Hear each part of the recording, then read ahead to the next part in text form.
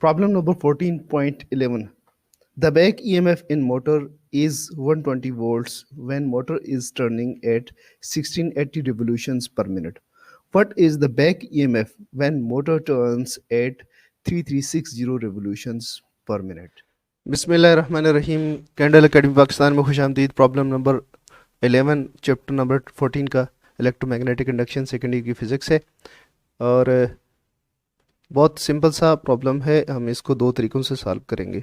सबसे पहले ये देखें बैक ईएमएफ दी हुई है मोटर की कि जबकि उसकी ओमेगा यानी एंगुलर वेलोसिटी आपकी कितनी हो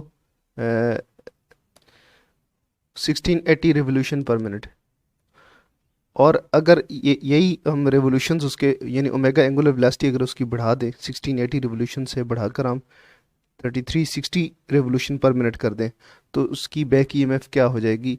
बहुत सिंपल है, इसमें आपको कोई कन्वर्जन करने की ज़रूरत नहीं है। तो डेटा इसका लिख लेते हैं, डायग्राम की भी इवन इसमें ज़रूरत नहीं है। आप देखें इनिशियल ईएमएफ जो है बैक ईएमएफ आपके पास क्या होगी। Initial back EMF I is equal to 120 volt. Final back EMF आपको फाइंड करनी है क्या है, जबकि आपको क्या गिवन है ओमेगा।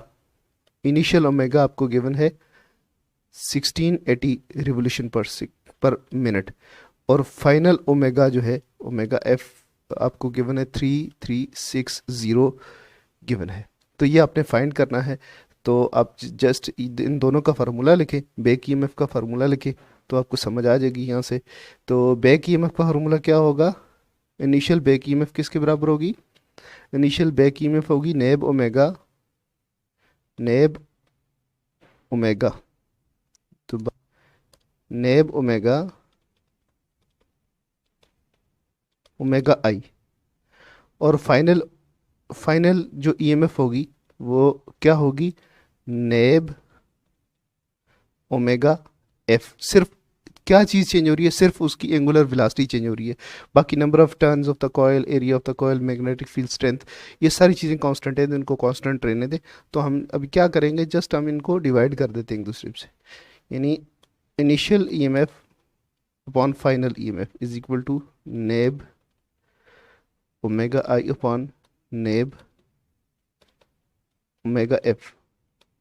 तो ये सारा कट जाएगा, तो आपके पास बचेगा क्या, वही जो आपके पास डेटा में मौजूद है। ईएमएफ इनिशियल ईएमएफ फाइनल क्या होगी omega I upon omega F.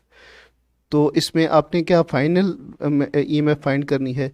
तो फाइनल ईएमएफ जो है ये नीचे वाली फाइनल है, तो फाइनल ईएमएफ इसको इस तरफ ले जाएं तो बाकी ये सारा रिवर्ट होके इस तरफ आ जाएगा। तो initial EMF multiplied by omega final omega upon initial omega.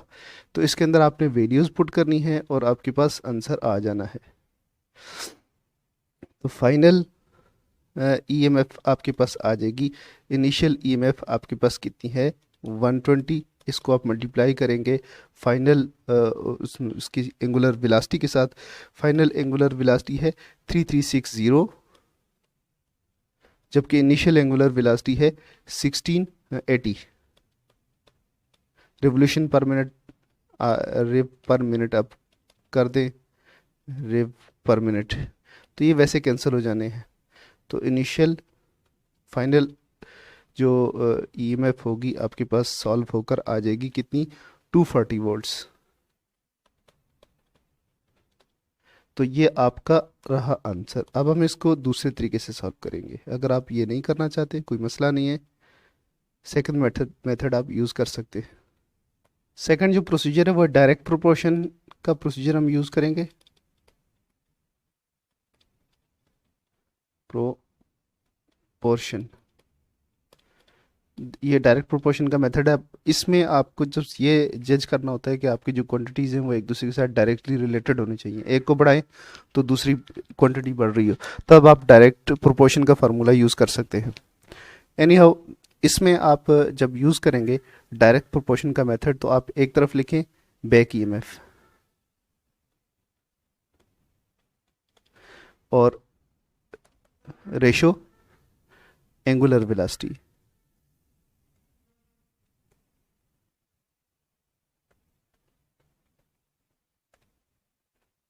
तो डायरेक्ट प्रोपोर्शन का फार्मूला आप कहीं भी यूज़ कर सकते हैं। इसके अगर आपको इसकी समझ हो तो आपके बहुत सारे प्रॉब्लम्स ये आसान कर देता है। यहाँ पे आपको बैक ईएमएफ गिवन है, बैक ईएमएफ कितनी है 120 वोल्ट से, कब, जबकि उसके 1680 रिवोल्यूशन पर मिनट आ रहे हैं। अब पूछा हुआ है कि अगर इसके नीचे आपने एंगुलर वेलोसिटी के नीचे एंगुलर वेलोसिटी लिखनी है, तो ये नॉन रेशो है। अब अननोन रेशो लिखनी है, नॉन रेशो में आपको 3360 रिवोल्यूशन पर मिनट आपको एंगुलर वेलोसिटी गिवन है, और इसके अगेंस्ट आपने फाइंड क्या करनी है, बैक ईएमएफ। तो डायरेक्ट प्रोपोर्शन को सॉल्व करने के लिए हम इनको क्रॉस मल्टीप्लाई करते होते हैं, ऐसे क्रॉस मल्टीप्लाई। तो इनको क्रॉस मल्टीप्लाई आप करें तो क्या आंसर आने वाला है आपके पास, x मल्टीप्लाइड बाई 1680,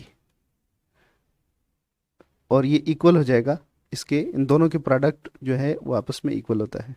तो 3360 यानी 120 मल्टीप्लाइड बाई 3360, तो x की वैल्यू आपने फाइंड करनी है, तो इसको डिवाइड कर दें दूसरी तरफ, 120 मल्टीप्लाइड बाई 3360 डिवाइडेड बाई 16, ये 1680 यहाँ नीचे आ जाएगा।